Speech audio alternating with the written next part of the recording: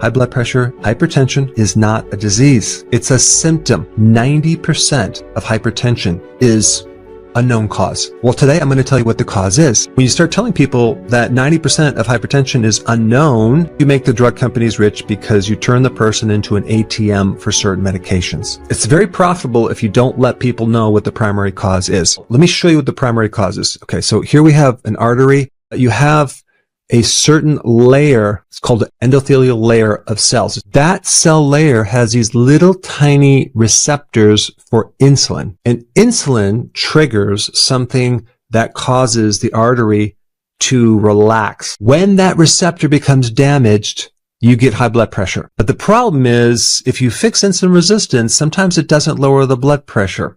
The question is why? Because when you damage that receptor, the receptor won't let insulin in anymore. Now it's really hard to regulate and relax the blood vessels. Also, insulin causes too much calcium to go inside the cells. And this is why they use calcium channel blockers. The cause is insulin resistance. That's ignored because, like I said before, 90% of hypertension is unknown cause. So that's very interesting, but let me just give you a little bit more data. There is normally supposed to be a little protective shield around that endothelium, that layer. It's kind of like something on your frying pan that is a non-stick surface. And when that substance becomes damaged, then we get damage directly to cells, and then you start having a cascade of issues where you get holes into the area, you get inflammation, calcium buildup, excess clotting. What's that little protective shield? The glycocalyx. And that glycocalyx is super vulnerable to getting damaged from too much glucose or fructose.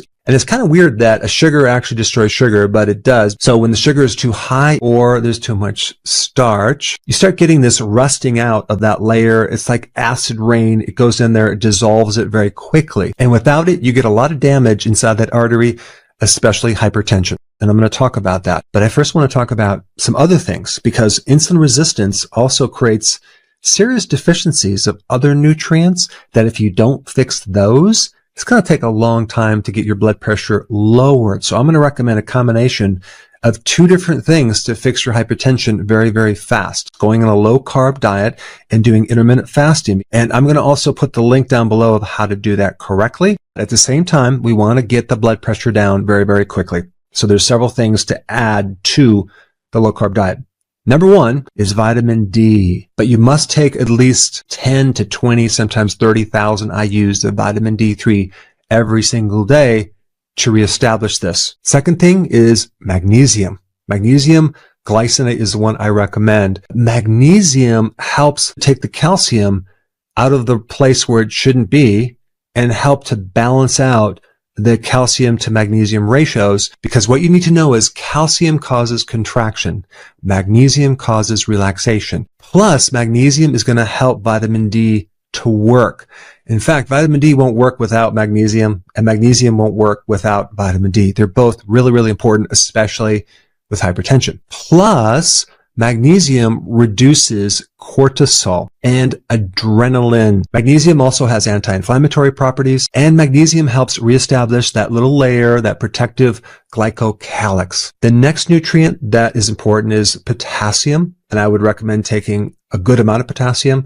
You can get potassium supplements in 1,000 milligrams per serving size. But what potassium does is it directly helps to fix that glycocalyx as well. And potassium reduces the sodium, and potassium directly lowers blood pressure because it helps to relax the smooth muscle. And then the last thing you need to really get the blood pressure down is to increase your sulfur. Sulfur is going to help reestablish this protective sugar coating glycocalyx. But I wouldn't take it in a supplement. I would get it from food. One of the best sources of sulfur is grass-fed red meat. Eggs also are loaded with sulfur, but it's pretty wild that some people will tell you that, oh, you don't want to have eggs or red meat for blood pressure because it has cholesterol and blah, blah, blah. When in fact, the red meat and eggs will totally turn this thing around. So to fix insulin resistance, we want to avoid too much carbohydrate. We want to avoid, of course, sugar, starch. We want to avoid seed oils because that can create inflammation. Also make sure when you're doing this,